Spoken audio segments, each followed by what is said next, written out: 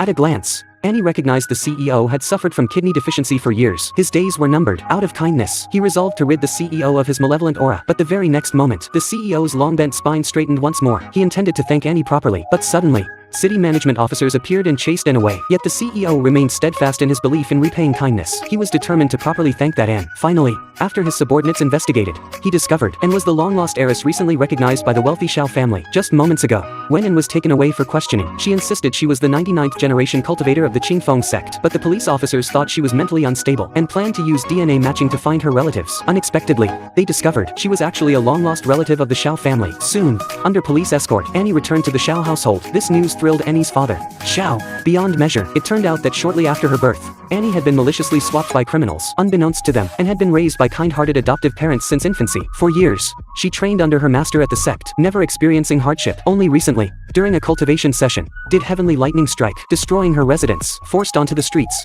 she began selling fortune-telling services to survive, only to be arrested for practicing superstition. Hearing his daughter had no place to live, her father's heart ached. He knew she must have endured immense hardship over the years. He then introduced her to her siblings, but her brothers gave her nothing but cold stares, assuming she'd return to claim her share of the inheritance. Compared to this unfamiliar half-sister, they preferred Lily, who'd grown up with them. Yet Lily, playing the dutiful daughter before their father, immediately offered to show Anne to her room. The unsuspecting father beamed with relief. Little did he know that in the blink of an eye, Lily revealed her true colors. She angrily demanded, "After being lost for 18 years, why did you suddenly return to compete with me? You should have died out there." After speaking, she deliberately tried to tumble down the stairs to frame Anne. Unexpectedly, a rope shot out from Anne's sleeve, instantly pulling her back. Lily demanded to know where the rope came from, and smugly explained that back in the mountains, her master often sent her to rescue wild boars trapped in dung pits. Over time, she'd grown accustomed to carrying the rope. Lily had once fallen into a dung pit herself. Hearing the rope had been soaked in dung, Lily retched violently on the spot. The commotion quickly drew several brothers. Lily immediately framed Anne, demanding not only to beat her but also to expel her from the household. Without discerning right from wrong, all the brothers sided with Lily, angrily berating Anne. Fortunately, her father still cherished her deeply. He comforted Anne, telling her not to take their words to heart. A chill gripped Anne's heart. She then pulled out the jade pendant her master had given her as a gift for their reunion. Her father mistook it for an ordinary stone, but since it came from his daughter, he happily wore it around his neck. Little did he know, the jade pendant held power beyond his wildest dreams. When he awoke the next morning, he felt unusually energetic. Even his decades-old back pain vanished. He instantly realized his daughter's gift was no ordinary trinket. Proudly, he posted a selfie on social media, showing off his precious daughter's childhood pendant. This moment was witnessed by the CEO, who instantly recognized it as Anne's jade pendant. He immediately set out to find Anne at Sean's house. Meanwhile, Anne's father was about to leave on a business trip. Before departing, he slipped in a bank card loaded with millions as pocket money. Her brother witnessed this exchange and concluded Anne had returned solely to claim her inheritance. Determined to teach her a lesson, he unleashed the family dog to intimidate her. But when Anne crouched down and gently stroked it, the dog instantly began wagging its tail and fawning over her. This scene left her brother utterly dumbfounded. He couldn't fathom why the dog he'd raised, why would it be so affectionate toward Anne? But now the dog not only ignored her, but barked furiously at her, and couldn't understand why her brother was targeting her at every turn. He accused her of returning only for the Sean family's money, saying if she was truly capable,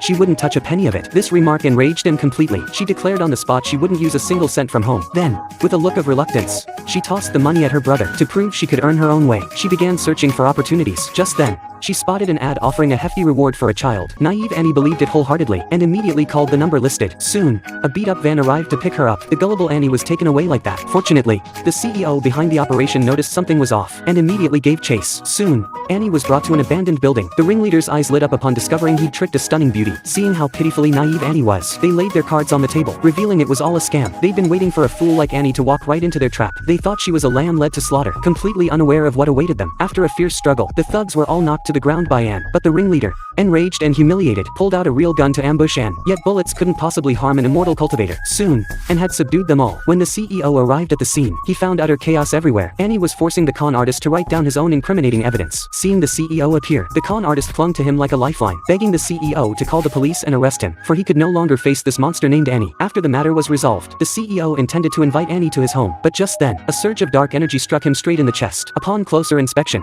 Annie discovered the CEO had been cursed with a deadly spell. Only by returning to his sect with her could the array be used to lift it. She wrote down her phone number for him, urging him to contact her at his earliest convenience to break the curse. Just then, the police relayed news that this entire gang of scammers were wanted fugitives, with a bounty as high as 400,000 yuan. This thrilled Annie to no end. With that money, she could finally return and rub it in her brother's faces. Just then, her brother called. It turned out their mother had returned to China and wanted to see her. Filled with anticipation, Annie rushed home, expecting a heartwarming reunion. Little did she know her mother stood with her brothers. Just like Lily, the moment she opened her mouth, it was to berate Annie, demanding she kneel and apologize to Lily. When Annie refused to bow her head, they resorted to moral blackmail.